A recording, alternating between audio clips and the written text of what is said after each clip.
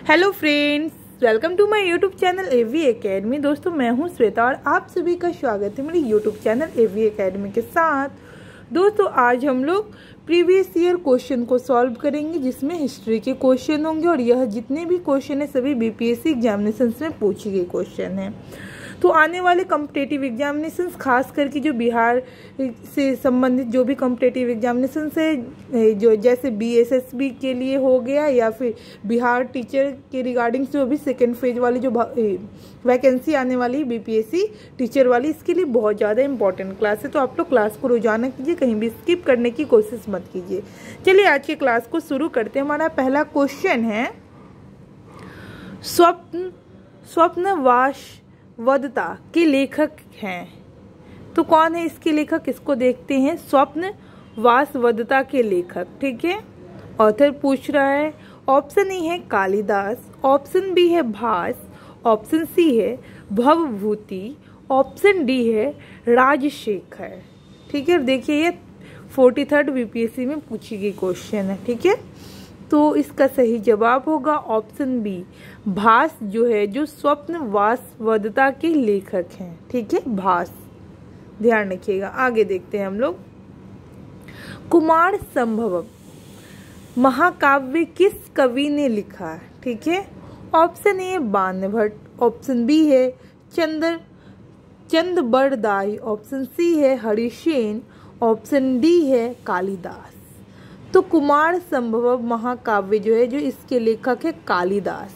कालिदास के द्वारा कुमार संभवम महाकाव्य की रचना की गई, तो कालिदास होंगे, ठीक है। तो देख लेते कि इसमें क्या चर्चा किया गया है। कुमार संभवम महाकाव्य की रचना महाकवि कालिदास ने की, ठीक है। इसमें 17 सर्ग है। कितने सर्ग है? तो 17 सर्ग है, जिनमें प्राकृतिक चित्रण तथा कार्तिकेय की जन्म की कथा वर्णित है, ठीक है। आगे देखते हैं। किरातार्जुनीय पुस्तक किसने लिखा? किरातार्जुनीय पुस्तक किसने लिखा? ऑप्शन ए है भट्टी, ऑप्शन बी है शूद्रक, ऑप्शन सी है कालिदास, ऑप्शन डी है भड़ावी, ऑप्शन ई है उपर्युक्त में से कोई नहीं या फिर एक से अधिक। इसका सही जवाब होगा ऑप्शन डी, भड़ावी द्वारा लिखी गई है, ठीक है। देखिए इसमें क्या चर्चा किया गया है। तो यह जो पुस्तक है किरातार्जुनीय जो पुस्तक है, पुस्तक के लेखक भड़ावी। इस पुस्तक की कथा वस्तु महाभारत से ली गई है, ठीक है, महाभारत से ली गई है। इसमें अर्जुन तथा किरात वेशधारी शिव के बीच युद्ध का वर्णन की चर्चा की गई है, ठीक है। चलिए नेक्स्ट देखते हैं हम लोग। उस स्रोत का नाम बतलाइए जो प्राचीन भारत के व्यापारिक मार्गों पर मौन है, ठीक है। ऑप्शन ए है संगम साहित्य, ऑप्शन बी है मिलिंद पन्हू, ऑप्शन सी है जातक कहानियां, ऑप्शन डी उपयुक्त में से सभी। तो सही जवाब होगा ऑप्शन बी, मिलिंद पन्हू, ठीक है। चलिए आगे देखते हैं।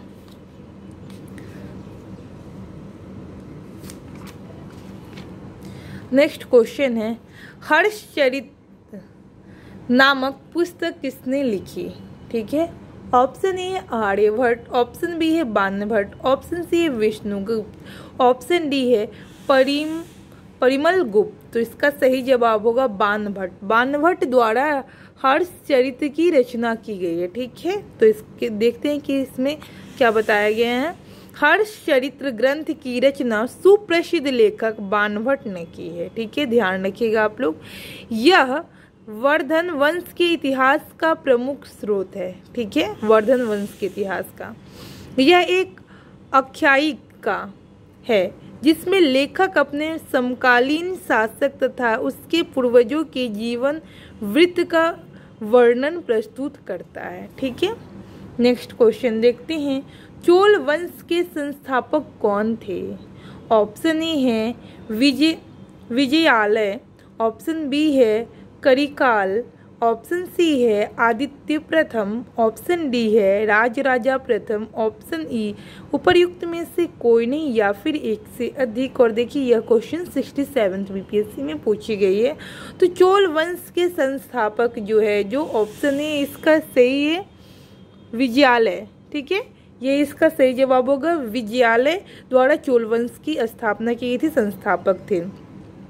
चोल साम्राज्य की स्थापना विजयालय ने किया, जो प्रारंभ में पल्लवों का एक सामंती सरदार था।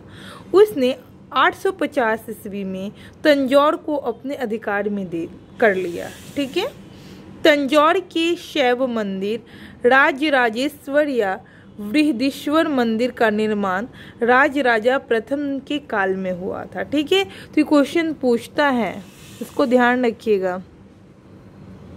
तंजौर का जो शैव मंदिर है, जो राजराजेश्वर या बृहदीश्वर मंदिर, ठीक है, तंजौर का शैव मंदिर, उसको राजराजेश्वर या बृहदीश्वर मंदिर का निर्माण जो है, जो किसने किया था, तो राजराजा प्रथम ने किया था। ये क्वेश्चन इंपॉर्टेंट है, ध्यान रखिएगा इस पॉइंट्स को, क्योंकि यहाँ से क्वेश्चन बन सकता है कि राजराजा प्रथम द्वारा निर्मित मंदिर का नाम बताइए। ठीक है, तो तंजौर का शैव मंदिर, राजराजेश्वर या बृहदीश्वर मंदिर का निर्माण राजा प्रथम द्वारा के काल में हुआ था। ठीक है, चोल काल किसके लिए प्रसिद्ध था?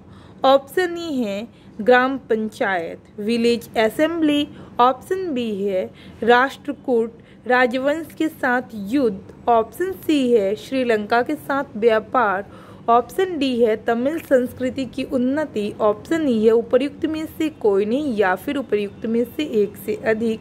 तो इसका सही जवाब होगा option A gram panchayat, village assembly. Chola काल किसके लिए प्रसिद्ध है? तो ग्राम पंचायत के लिए। ठीक है, देखिए चोल शासन की सबसे उल्लेखनीय विशेषता स्वायत्त शाही ग्रामीण संस्थाओं के संचालन में परिलक्षित होती है। ग्राम पंचायत चोल काल में प्रसिद्ध था। उत्तर मेरूर से प्राप्त अभिलेख से ग्राम सभा के कार्यों आदि का विस्तृत वर्णन प्राप्त होता है। ठीक है, नेक्स्ट देखते हैं हम। कौन सा मध्यकालीन भारतीय साम्राज्य व्यापक स्तर पर स्थानीय स्वशासन के लिए प्रसिद्ध था?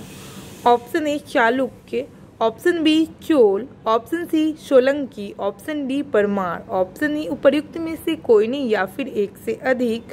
तो इसका सही जवाब ऑप्शन बी होगा चोल। ठीक है, क्या तो क्वेश्चन मध्यकालीन भारतीय साम्राज्य व्यापक स्तर पर स्थानीय स्वशासन के लिए प्रसिद्ध था, तो चोल। ठीक है, इसका सही जवाब होगा ऑप्शन बी। चलिए नेक्स्ट क्वेश्चन देखते हैं हम लोग। नेक्स्ट क्वेश्चन है हमारा, दक्षिण भारत के मंदिरों के आकर्षक द्वारा क्या कहलाते हैं?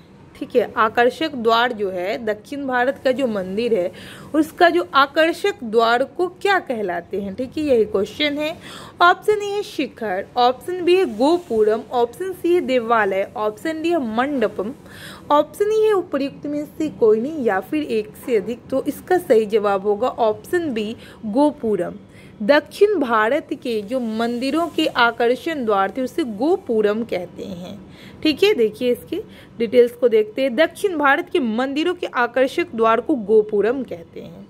पांड्यों चोलों के राज्यकाल में द्रविड़ शैली पनपती रही। ठीक है, यानी कि पांड्यों और चोलों के राज्यकाल में कौन सी शैली पनपती रही? तो द्रविड़ शैली पनपती रही। ठीक है, पांड्य काल में मंदिर छोटे होते थे, किंतु उनके प्रांगण के चारों ओर अनेक प्राचीर बनाए जाते थे।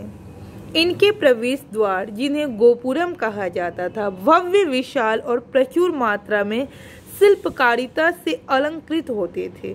चोलकालीन वास्तुकला की विशेषता मंदिर नहीं अपितु गोपुरम है। ठीक है, गोपुरम इसकी विशेषता है। चलिए आगे देखते हैं। नेक्स्ट क्वेश्चन है हमारा, नालंदा विश्वविद्यालय ज्ञान का महान केंद्र था। ठीक है, ऑप्शन ए है बौद्ध धर्म का, ऑप्शन बी है जैन धर्म का, ऑप्शन सी है वैष्णव धर्म का, ऑप्शन डी है तंत्र का। ठीक है, तो इसका सही जवाब होगा ऑप्शन ए बौद्ध धर्म का। ठीक है, नालंदा विश्वविद्यालय ज्ञान का महान केंद्र था बौद्ध धर्म का। ठीक है, नालंदा विश्वविद्यालय बौद्ध दर्शन के अध्ययन के लिए विश्व प्रसिद्ध था। यह दक्षिणी बिहार में राजगीर के निकट स्थित था। इसके ध्वंसावशेष बड़ा गांव ग्राम से दूर तक आज भी बिखरे पड़े हैं। 5वीं शताब्दी के मध्य गुप्तों के समय में नालंदा विश्वविद्यालय अस्तित्व में आया।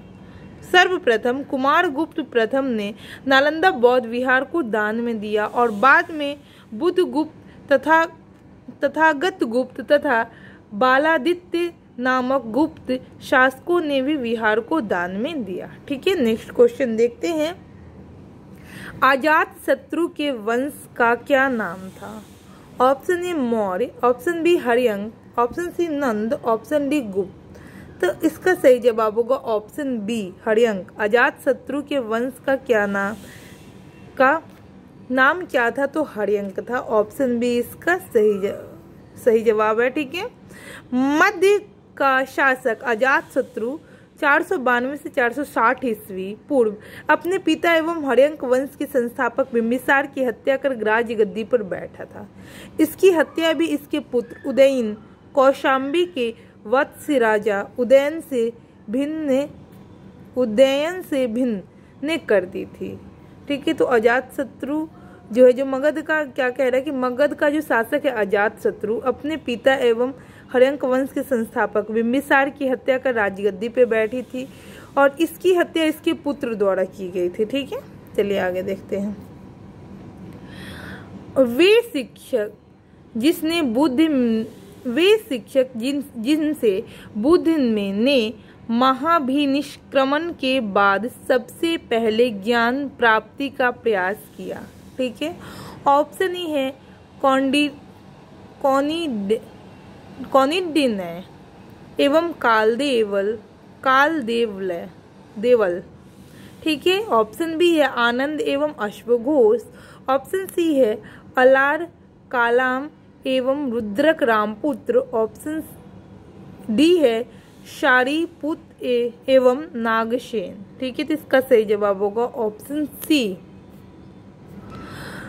अलार कालाम एवं रुद्रक रामपुत्र। ठीक है, सही जवाब यही होगा।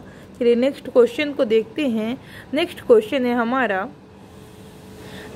सल्तनत काल में सार्वजनिक वितरण प्रणाली किसने प्रारंभ की थी?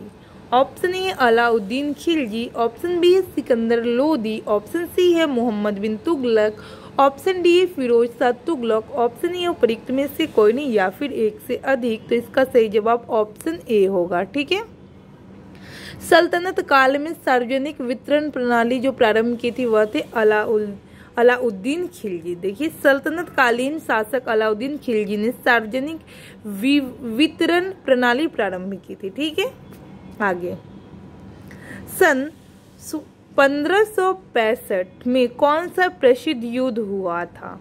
ऑप्शन ए पानीपत का युद्ध, ऑप्शन बी पानीपत का द्वितीय युद्ध, ऑप्शन सी खानवा का युद्ध, ऑप्शन डी तालीकोटा का युद्ध, ऑप्शन ई उपरोक्त में से कोई नहीं या फिर एक से अधिक। इसका सही जवाब होगा ऑप्शन डी तालीकोटा का युद्ध हुआ था 1565 ईस्वी में। ठीक है, 1565 ईस्वी में तालीकोटा के प्रसिद्ध युद्ध में बीजापुर, अहमदनगर, गोलकुंडा और बीदर की संयुक्त सेनाओं ने विजयनगर को पराजित किया। इस संयुक्त सेना ने केवल बराड़ शामिल नहीं था। फरिश्ता के अनुसार यह युद्ध तालीकोटा में लड़ा गया, किंतु युद्ध का वास्तविक क्षेत्र राक्षसी एवं तंगरी नामक 2 ग्रामों के बीच स्थित था। तालीकोटा के युद्ध के समय विजयनगर का शासक सदाशिव राय था, किंतु वास्तविक शक्ति उसके मंत्री रामराय के हाथों में थी। ठीक है, रामराय एक योग्य सेनापति था। उसने बहमनी राज्यों के मुस्लिम शासकों के मध्य फूट डालने का प्रयास किया, किंतु सफल नहीं हुआ। तालीकोटा इसी युद्ध के इसी युद्ध में हुसैन निजाम शाह ने अपने हाथ से राम राय का वध कर दिया था। ठीक है, तो तालिकोटा के इसी युद्ध में हुसैन निजाम शाह ने अपने हाथ से राम राय का वध किया था। ठीक है, नेक्स्ट क्वेश्चन देखते हैं और आज का लास्ट क्वेश्चन रहेगा। ठीक है, दीन-ए इलाही किसके द्वारा प्रारंभ किया गया था? Option A Babur, option B Akbar, option C Jahangir, option D Shahjahan, option E उपयुक्त में से कोई नहीं या फिर एक से अधिक। तो इसका सही जवाब होगा दीन-ए इलाही जो प्रारंभ किया गया था वह अकबर द्वारा प्रारंभ किया गया था। देखिए, अकबर ने 1582 में, क्वेश्चन ये भी पूछा जा सकता है कि अकबर ने दीन-ए इलाही को कब प्रारंभ किया? तो 1582 ईस्वी में तौहीद ए इलाही या दीन-ए इलाही की स्थापना की। अंतर्गत अकबर ने सभी धर्मों के मूल सिद्धांतों को सम्मिलित कर इसे सर्वमान्य बनाने का प्रयास किया। ठीक है, दीन-ए इलाही वास्तव में सूफी सर्वेश्वरवाद पर आधारित एक विचार पद्धति थी। इसका प्रधान पुरोहित अबुल फजल था। हिंदुओं में केवल बीरबल ने इसे स्वीकार किया था। ठीक है, दीन-ए इलाही को। तो ये भी क्वेश्चन पूछा बन सकता है कि हिंदुओं में कौन ऐसे लोग थे जो दीन-ए इलाही को स्वीकार किए थे? तो केवल बीरबल थे जो स्वीकार किए थे दीन-ए इलाही को। और ये दीन-ए इलाही जो है जो वास्तव में सूफी सर्वेश्वरवाद पर आधारित एक विचार पद्धति थी। ठीक है, तो इस तरीके से आज की क्लास को यहीं पे समाप्त करते हैं और मैं उम्मीद करती हूँ कि यह क्लास आप लोग के लिए बेनिफिट साबित होगा, क्योंकि जितने भी क्वेश्चन है इसको बताने के साथ साथ मैंने उसकी जो डिटेल्स है उसको भी बताई, क्योंकि इसके डिटेल्स को आप जब पढ़े रहेंगे समझेंगे तो आपका नेक्स्ट क्वेश्चन जो उससे बनेगा वह आप सही लगा कर आएंगे। इसीलिए मैं इसके डिटेल्स को भी क्लियर साथ साथ बताती चल रही हूँ। तो मैं उम्मीद करती हूँ कि आज का क्लास आप लोग के लिए लाभप्रद साबित होगा। इसी तरीके के रोजाना क्लास पाने के लिए हमारे YouTube चैनल AV Academy को सब्सक्राइब करें, लाइक करें और ज़्यादा से ज़्यादा लोगों को शेयर करें ताकि आपका और हमारा यह चैनल आगे बढ़े। ठीक है, thanks for watching my video.